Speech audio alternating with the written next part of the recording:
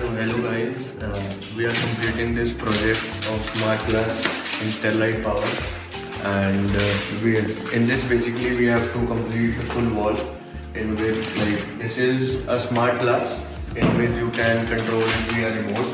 So basically this type of film gets installed. So this is basically the Korean film which we use, and the warranty and guarantee of this Korean film is of 5 years. So if any issues for 5 years, we will give all services to the client. And this type of wiring is being there. This is basically the buzz wire.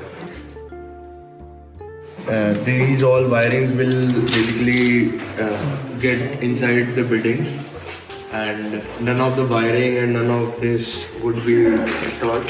So basically this is the initial stage in which work is been done, and we will show you each and everything how this is being done. Basically this is the stage 1 for the PDLC. So guys, we have completed the full frame.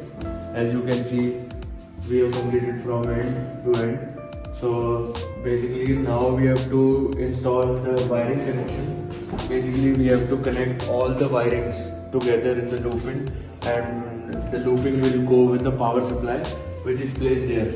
As you can see, the power supply is placed there, and now all the wiring biddings would be done.